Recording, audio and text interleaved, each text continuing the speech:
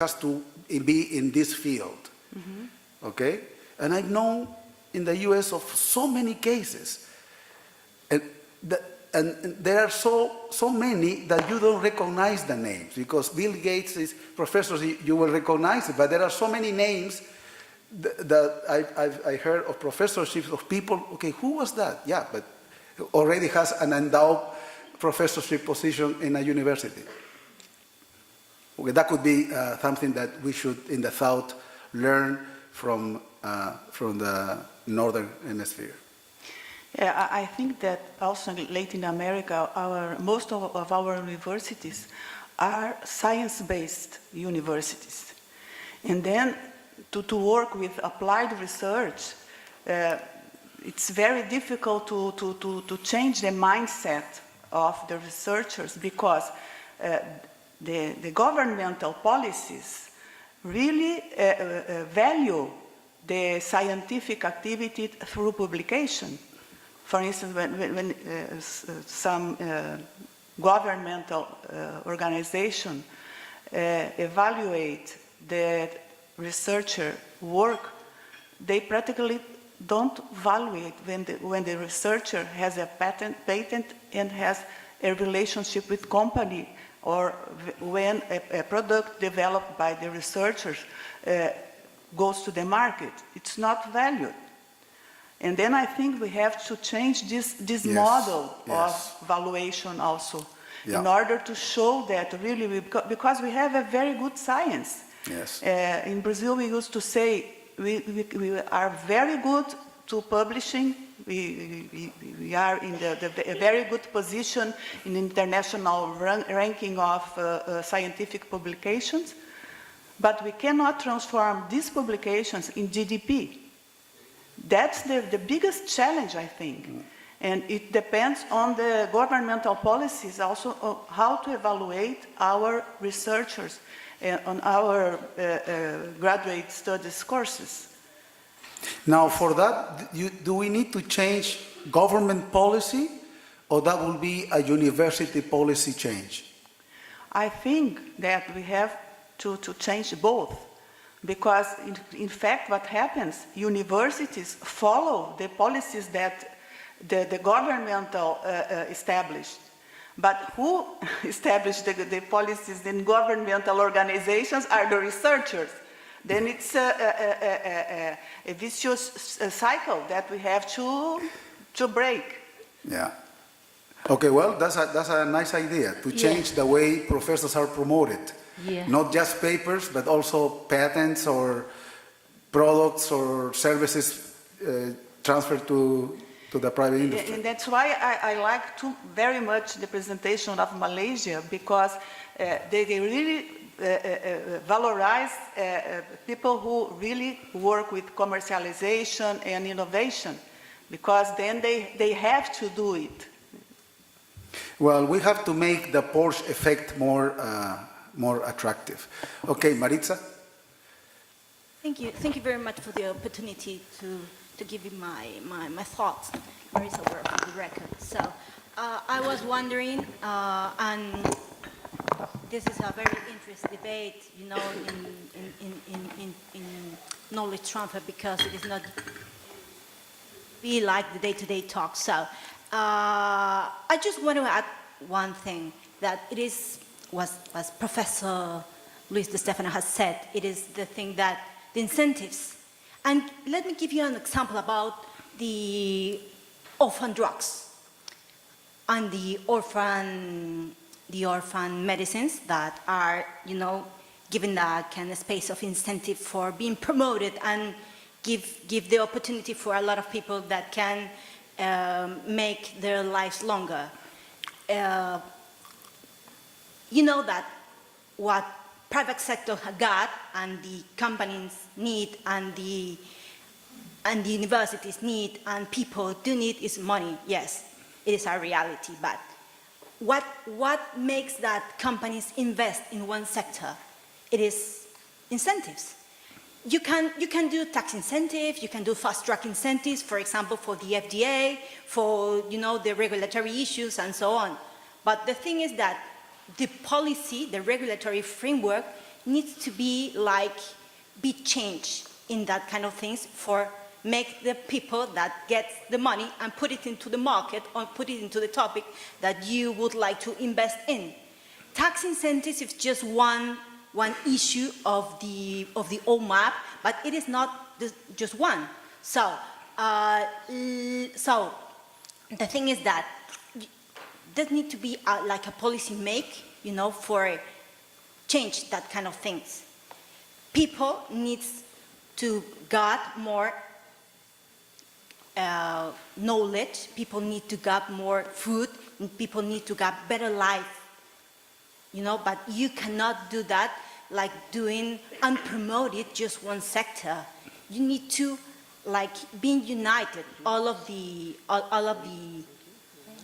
things that compose a problem, but because you are going to solve a problem because of that. So knowledge transfer, it is not common being seen like a practical issue here at all.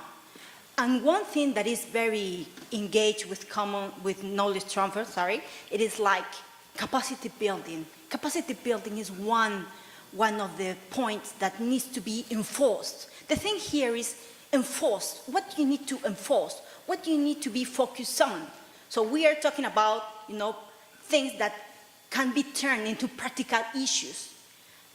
If you might give me permission to give another example, it could be like, for example, I work in the private sector. One of my hats is to work in the port field. We do not have capacity building here in Peru for make studies, serious study about this issue.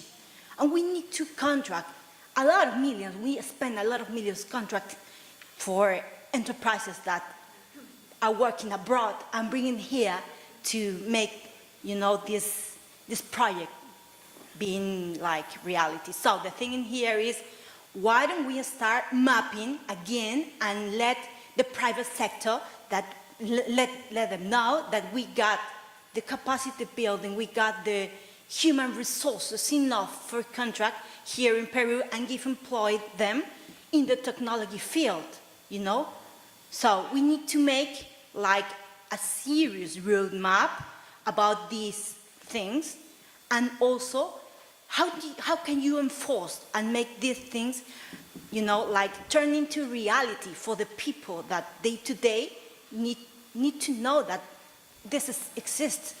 That's all. Thank you very much for the opportunity. Thank you, Maritza. Please. Okay, I would like to just add on to that. Okay, especially unlike when we talk about capability buildings.